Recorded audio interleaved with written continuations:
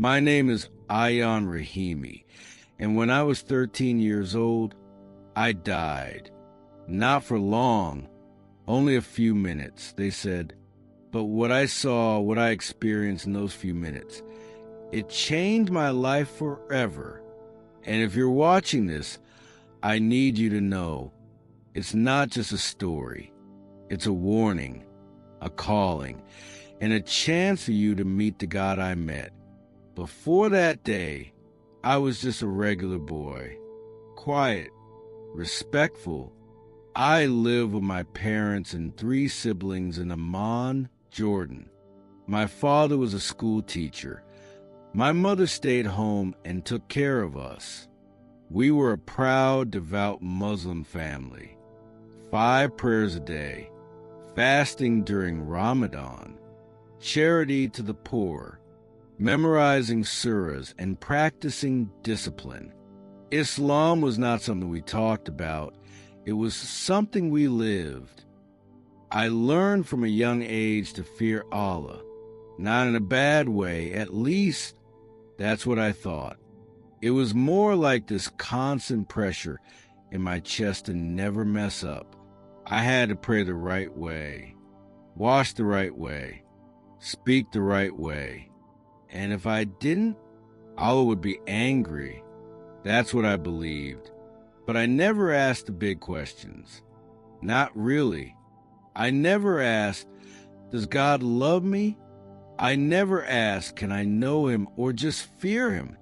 And the truth is, I was afraid to ask. It started so simply. A cough, a sore throat. My mom gave me tea with honey. My dad said it was probably the flu, but over the next week, things got worse. The fever wouldn't go down. My muscles ached so bad I couldn't move. I stopped eating. I stopped talking. My body felt like it was shutting down. They took me to the hospital. Doctors came and went.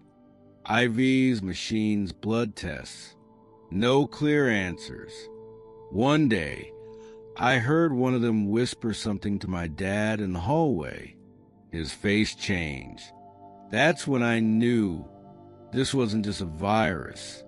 A few nights later, I woke up gasping for air. I couldn't speak. I couldn't even move. I could see my mother at my side, reading quietly from the Quran, her voice trembling. My father gripped my hand, and then everything slowed down. The world around me faded, and I let go. The first thing I remember was floating, not like flying with wings, but like being lifted out of water. I hovered above my hospital bed and saw everything. My mother crying, my father whispering desperate prayers, my own body lifeless. And yet I felt no fear, no pain, just a strange calm, a curious peace. I looked around, wondering what was happening, and then I felt it, a pull. Something was calling me, but not with words. It was like a force wrapped in warmth, drawing me away from the room, away from the machines and the weeping.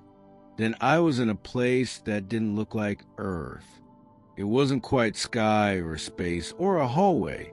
It was just light, alive and breathing, not blinding but deep. And I wasn't walking, but moving faster and faster towards something or someone. And that's when the presence came. I didn't see him at first. I felt him, like heat before you see the sun rise, like the moment before thunder hits. Then he appeared, a man in white, but not just a man. Jesus. Yes, that Jesus. Not the prophet I'd learned about in school, not the ISA in the Quran. This Jesus was something completely different. He wasn't just light. He commanded light. His eyes, I can't even describe them. They held the entire universe and still made me feel completely known. And he called me by name. Ion. I knew it was him before he even spoke. My heart recognized him, like I had always known him but forgot. I've always known you. He didn't move his lips, but I heard him deep inside my spirit. I saw you when you were a baby, crying under the blue blanket. I heard you the night you asked me if God really cared. I've never left you. I began to cry. I said, I didn't know. I thought I had to be perfect. I thought I had to earn it. And he said, you tried so hard, but I don't love you because of your efforts. I love you because I made you. Then he showed me scenes from my life, not to punish me, but to reveal the truth. I saw myself rushing through prayers just to get them done, avoiding a classmate who looked lonely because I didn't want to get teased, ignoring my sister when she needed help with her homework. And every time Jesus would gently say, that moment, that was me. I was in the hungry man you passed. I was in the child you ignored. I was in the silence you felt every night when you thought no one heard you. I broke. I said, I didn't know you were real. And he knelt beside me and said, you always belonged to me, Ion. You just didn't know it yet. I had spent 13 years trying to be a good Muslim boy, doing the right things, saying the right words. But Jesus showed me something terrifying. Ritual without relationship is empty. He wasn't angry. He wasn't mocking my religion. But he made it clear, rules can't save a heart that doesn't know its maker. You were taught to fear a distant God, but I am near. I am love, and I gave everything so you could know me. I looked at him, speechless. How could I have missed this? How had no one told me? He reached out, and I saw the scars in his hands. And I asked, why me? Why are you showing me this? And he answered, because there are others like you, Ion. Others who are scared, searching, going through motions but never meeting me. I want you to tell them. I want you to be my light. Jesus held out his hand, and suddenly the space around us changed. I was still with him, but it was as if we were standing between two realities, two eternal destinations. First, he showed me heaven. I don't know how to explain it except to say it was alive. Every color was richer. The air itself sang. I saw people glowing with joy, laughter like music, children running without pain, the sky bursting with light that didn't hurt your eyes. There were no shadows, no fear, no sorrow. And at the center of it all was a throne, radiant and holy, and I knew it belonged to God. But then he turned, and we looked in the other direction, and my heart dropped. He showed me hell, but it wasn't the fire and demons I'd always imagined. It was far worse. It was separation, a place where people walked in circles, their faces etched with sorrow. Some screamed. Others just stared, blank and hopeless. It wasn't torture by flame. It was torture by emptiness. I could feel their grief, their regret. I could feel their hearts crying. I didn't know. And Jesus said, this is not what I created them for. but I will never force someone to love me. I turned to him, tears falling. They thought they were doing the right thing, I said, and he nodded. That's why you must tell them. Jesus then showed me the world. I saw cities, homes, schools, malls, neighborhoods, people everywhere, rushing, scrolling, arguing, pretending. They smiled on the outside, but inside, they were asleep. Teenagers locked in rooms, eyes glued to screens. Families eating dinner without speaking. Crowds chasing money, fame, approval, but missing love. It was like everyone was running, but no one knew where to go. And in the middle of all that darkness, I saw lights, tiny flames in unexpected places. A girl whispering prayers alone under a blanket. A man reading a Bible by flashlight in a locked closet. A group of kids meeting secretly to sing worship songs. Jesus pointed and said, "These are the ones who know me, the ones who seek even when it's dangerous, the ones who ask, 'Is there more?'" And then he looked at me. "Ion, will you be one of my lights?" I didn't want to leave. I didn't want to go back to a hospital bed, to sickness, to fear, but I knew I had to. Jesus leaned in, placed his hand over my heart, and said, "This isn't the end. It's the beginning. I'm sending you back because they need to know. Tell them who I am. Tell them I'm real. And never forget, I am with you." And with that, I fell backward, like being pulled through space, through light, through time. And then I gasped, air rushed into my lungs. Alarms blared, nurses screamed.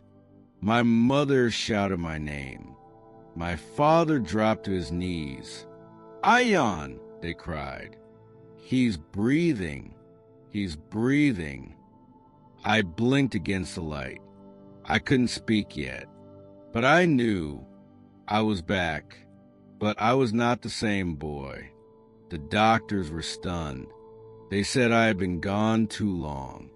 They worried I'd suffer brain damage, memory loss, speech problems. But I was sharp.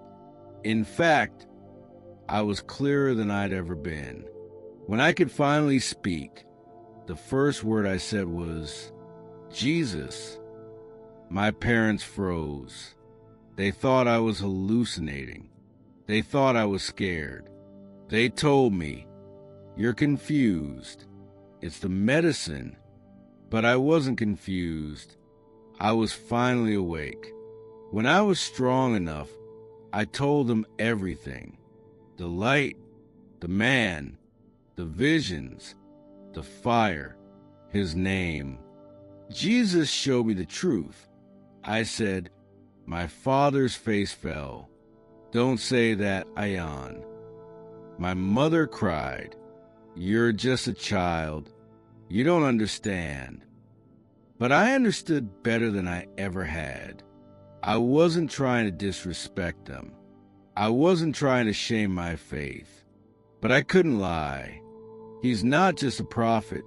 I whispered, "He's God, and he's love." My father left the room. He couldn't look at me. My siblings avoided me.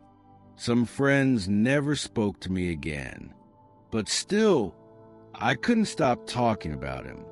At first, I read the Bible on an old phone at night, hidden under my blanket. Then I met a boy online named Elijah who had also seen a vision of Jesus. He introduced me to a secret network of believers in my region, young people like me from Muslim backgrounds who had experienced dreams, visions, or revelations of Jesus. We prayed over voice calls. We read the Word together. We encouraged each other. and we burned with truth. I started drawing pictures of what I saw in heaven, writing letters to Jesus in my journal, worshiping in whispers when the house was quiet. I couldn't go to church, not yet, but I was the church. One night, during one of our calls, Elijah said, "You don't need a building to be baptized. You need belief." So I filled the bathtub, knelt beside it, and read John 3 verse 16 over and over. For God so loved the world. And I cried. I whispered, "Jesus, I give you my life." And as I dipped my head under the water, I felt something break off. I came up shaking, laughing, sobbing. I knew I was his. Since that day, I've shared my story with whoever would listen. I've told classmates, even when it cost me friendships. I've prayed for relatives in secret. And I've seen others open their hearts too, one by one. Some believed, some mocked, some threatened me. But I never regretted speaking the name of the one who saved me, because he didn't just bring me back from death. He brought me back to life. If you've watched this far, you probably feel something stirring in you. That's not just emotion. It's Jesus. He's calling you. You may think, "I've done all the right things. I pray. I fast. I respect God." But have you ever met him? Have you ever heard him call your name? Have you ever experienced love that wasn't based on your performance? I hadn't until the day I died. I was religious. I was sincere. But I didn't know him. Then I saw him. And now I'll never be the same. If you're watching this, you're not here by accident. Like and share this video with someone who needs to hear the truth. Comment below if you have questions or want prayer. I will read every word. Subscribe for more real testimonies like mine, because God is revealing himself around the world. And finally, don't wait until death to ask the most important question of your life. Ask Jesus today. If you are real, show me. He will. He did for me. And he will for you.